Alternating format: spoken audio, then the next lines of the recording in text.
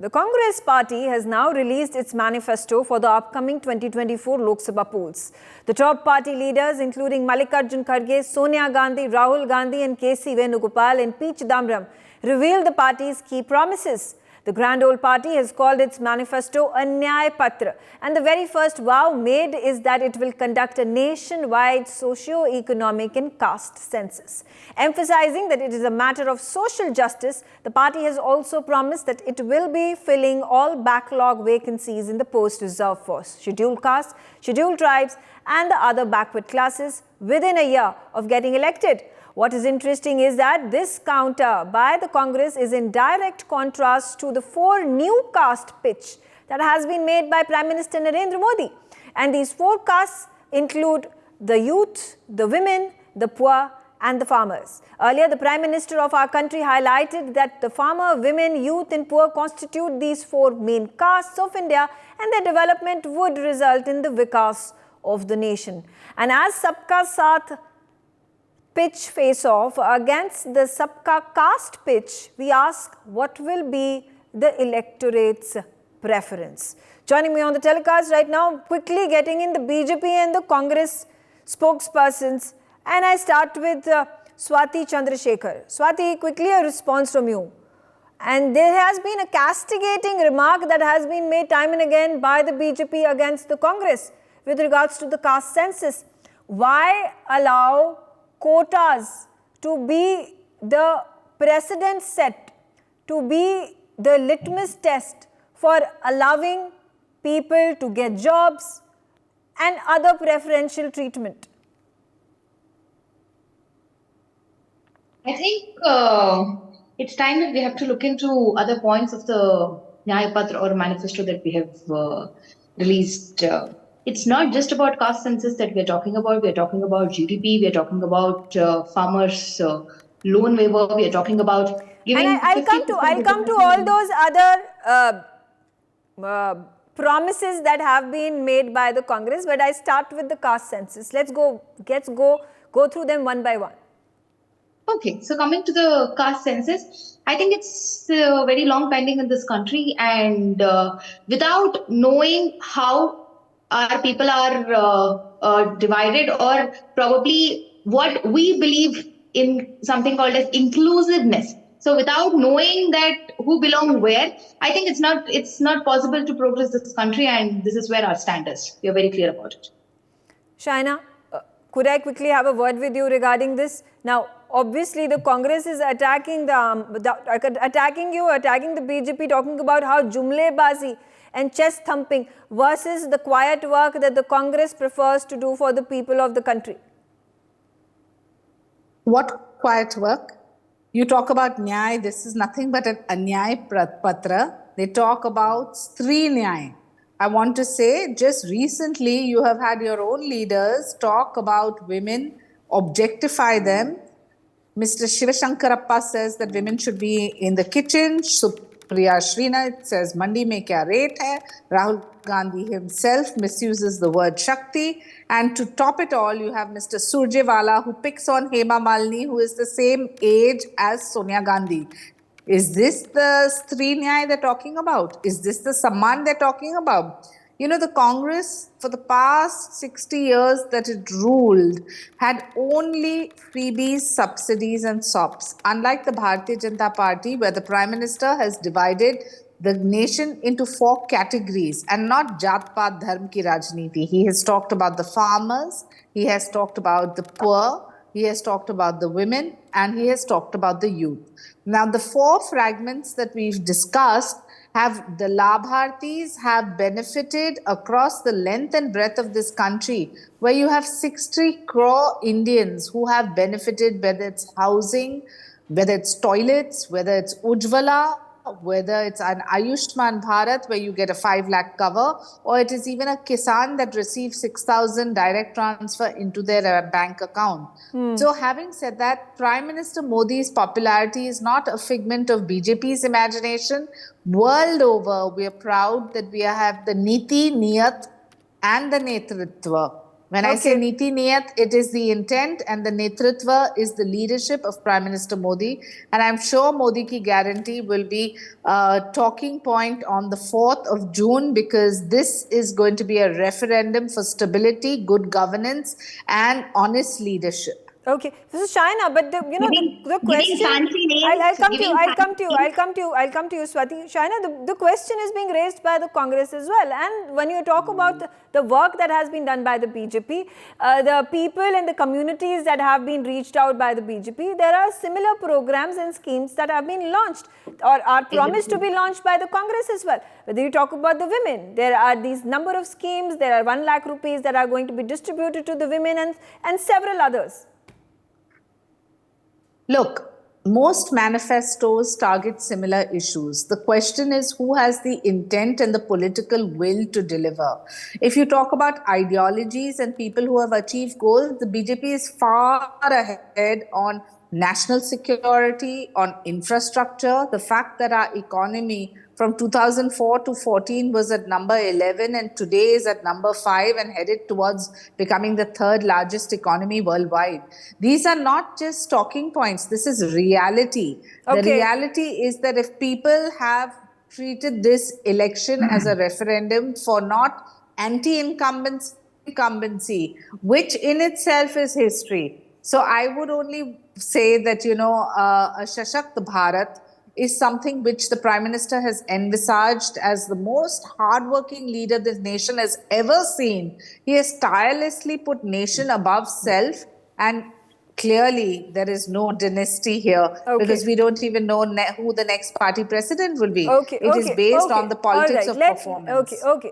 Swati, would you like to react to it that there are only promises being made by the Congress? First of all, they do not have the platform or the mandate to execute the promises that they've made, and second of all, it is the BJP that has executed them, performed well, and the last mile has reached these benefits. I think kindly don't conclude that we don't have the mandate to execute these things. Manifestos are something that needs to be given before the elections and proven after the elections, and we have done that in Karnataka, we have been doing it in Telangana, and in other states where Congress has been forming the government. And we will certainly do it with respect to India Alliance when we form the government. Same on June 4th. We'll also look forward for the results. And talking about infrastructure, talking about economy, I think I have to again take back my friend to the history. Just by ruling for 15 years, I'm talking about NDA 1 and NDA 2 and NDA 3, or Modi government of 10 years. Don't tell that the new India is being formed by BJP. Don't tell that economy has taken to the heights by BJP. We are very clear who opened the economy. It's our government under PV Narasimha Rao. Probably if you're talking about infrastructure, the whole concept of golden quadrilateral came into existence after we opened the economy for you people. So this is something that BJP should acknowledge wholeheartedly. And with respect to schemes, I think the BJP definitely acknowledges the work that was done by Prime Minister Narasimha Rao. What BJP does, the fact that the BJP is disgruntled is that work did not happen under the Gandhis. 2-3 points. Under the Gandhis. Whether it was Rajiv Gandhi or we talk about... We don't acknowledge the work that's been done by our past prime ministers. So this is something that I don't probably take it. And something that I have to really mention here is she was mentioning about the intent. So what do you mean by intent? Just by giving fancy names and again putting the money in people's bank account and again trading the votes. So this is nothing called as development. This is also probably an intent of, vote trading or buying the votes and nothing else. So instead of giving fancy names to this, I think it's better that BJP actually talk about real development, just instead of just going by fancy things, fancy names, fancy trains, and fancy airports for that matter, which actually is not in function also. Okay, I'll come back to you, Shaina. Let me get other panelists as well. Let me give them a chance to speak. Now, Advocate Gyanendra Mishra, I want to understand from you as a political analyst, and when the Congress come out with this pitch of caste census versus the 4 new castes that have been announced and have been worked upon by the BJP and the Prime Minister of our country. Now, the difference between the two has been that the first caste census that the Congress endorses is going to create communities within the religious communities. You are then going to make people identify themselves, perhaps as a Brahmin and a Dalit and a Shudra and a Kshatriya. And wouldn't this then further hamper the development of the country? And wouldn't it take back India in a regressive way to the quota system that we have most vehemently fought? No, in my view, I think, can you hear me? I can, sir. Okay, so in my view, I think it is a highly misplaced argument, and it is putting the argument completely different out of context. See, there is 3-4 things which we need to, talk here. One is that the Congress manifesto is not talking about only the caste census, but is talking about in the same breath, socio-economic caste census. Now, and why it is necessary that when you look at the backdrop of the finding of the concentration of wealth in the few hands and a very lopsided development in the last 10 years, there are world economic reports and the top economists of the world are talking about that the inequality of wealth and the concentration of wealth in the few hands is greater than the British Raj. And the Congress has mentioned it in its manifesto. And therefore, when you're talking about the development, it is very important that we talk about the development, particularly in a democratic society, the development of each and every section of society. And it is the role of the government to give attention more to the development of the weaker and deprived section of the society. And the fundamental of doing that exercise to understand the comparative strength and socio-economic position. See, the society in India is divided into the caste. So you cannot, done away with that reality. So that makes the basis of making a clear understanding of the socio-economic position of the weaker and deprived section of society. And therefore, the caste census is the fundamental aspect basis which you make the programs and policies which ensures the most balanced distribution of the wealth where the development reach to the last mile or the last section of the society. And when we talk about the ones who are economically behind the rest of the country, and that has also been endorsed by the BJP, talking about the economically backward classes and a survey being conducted for that and the census be created for that. And I understand that. But what I don't understand is that why, when that census is happening and you're being able to calculate the number of people who are below the poverty line or who are economically backward, why does a census be required to divide a community into, like I said, Dalits or Brahmins? Now, whether a Brahmin is economically backward or a Brahmin is somebody who's not economically backward versus a Dalit who may be economically backward versus not. Does the quota system really work in the country and the countrymen's favor? I think when a method of the program, here we will have to think this is the method, unless you have a proper sense, understanding, a clear understanding of the number of different segments of the society and in relation to their socio-economic status, you cannot make programs that with an emphasis on, with a clear delineation of the section where you want the development, the efforts to go on to be more concentrated. And see, the BJP at least does not have a right to speak about this aspect in the manifesto, because before speaking on that, BJP must clear their stand that what they have to say about the Nitish Kumar, because Nitish Kumar is the pioneer, he is the person, he is the leader who basically put it on table, the caste census, and the first state in Bihar where the caste census was conducted. And now the BJP is an integral part of that That is because JDU at that point of time was part of the Mahagathbandhan, No, no. which was also the combination or the alliance of So the will the Congress BJP and the RJD No, no, that is, and I think that and is, the JDU. I think that's a very lopsided, argument. If that was the It's part, not, so it's now the the BJP is reality, the it's part. the So truth. So the the BJP BJP has to must take say, it back then. Let my friend answer the it. BJP now must say that I am denouncing that. The BJP must say Exactly. that we will denounce the caste census. In a Bihar, the caste census will not make the justification. We are going to abolish this census. We will do away with this census. So it is Okay. short. So it isn't completely the political expediency is what you say Okay, here. all right. So Himanshu, how do you react to this? The Congress at this point of time making the argument, if we are doing it, Congress is, if we are doing it, then BJP is also not condemning it. Okay. Let me start with something totally different which nobody has touched it. You know, the makers of our constitution were very, very, very clear that reservations would stay for 40, 50, 60 years and after that they would go. I have come to an age of my life where I expected the grand old ruling party of Bharat, of this country, to bring about this socio-economic harmony in the society, which unfortunately they did not do it. They created more and more caste divides.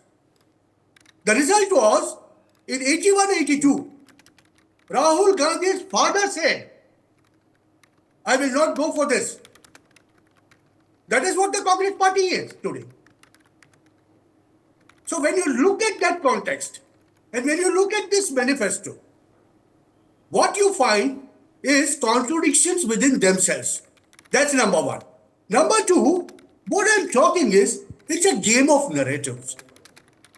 Why is it that the party, which was for 50, 60 years, the center pole of Indian politics, had to follow someone else? Because Narendra Bhai very clearly said, he has forecasts. And from last 5-7 years, he's been talking about that. People of the country have got attuned to that. He's talking about Yuva, he's talking about Nari, he's talking about Kisan, he's talking about Shramiks. Now here, they also come out with Yuva Nyay. See, it's become a game of narrative, and unfortunately, the grand old party of the country is following someone else's narrative. That is what I feel. Apart from that, what you see in this manifesto, certain points which nobody has touched. See, there are contentious issues. LGBTQ, for example. Personal law boards. Now, there are two lines of thinking. It's for the people of this country to decide. And people have been deciding for the last 10 years. They have given 70 years to one side. Try and bring about social harmony, which you have not been able to do it. Now again you want to go back, and then for the argument's sake in a debate, you come up with Nitish. But then what is the agenda followed there?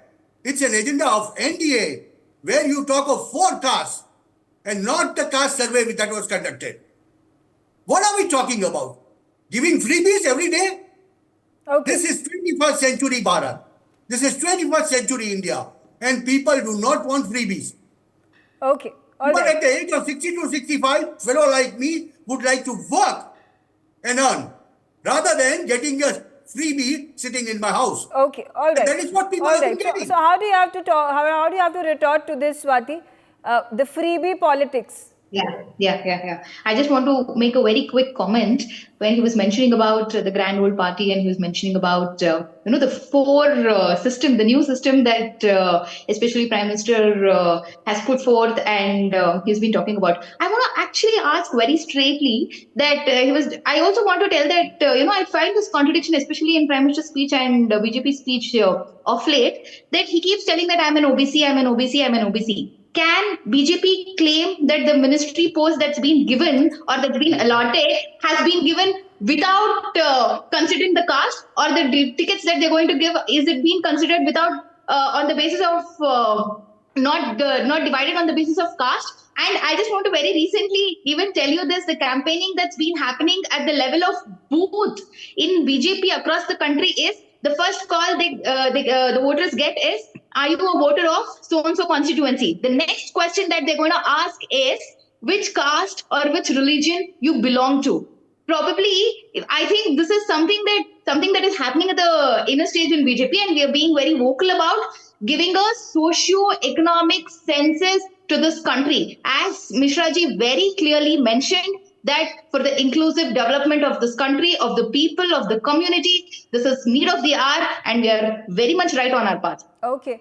Shaina, quickly coming to you. And I would not put Congress on a holier than thou pedestal, because religion is and has traditionally been one of the many benchmarks on which political parties create vote banks, whether it is Congress or the BJP or the regional parties. Now, So quickly a response from you. Now, yeah. since all political parties indulge in it, whether So I it is think whether all it is, along- yeah, so when so you're pointing fingers at each other when you very well know that you all do it and you all are party to this entire spectacle, that you talk about democracy and you talk about a fair electoral process. can I come in? Yeah.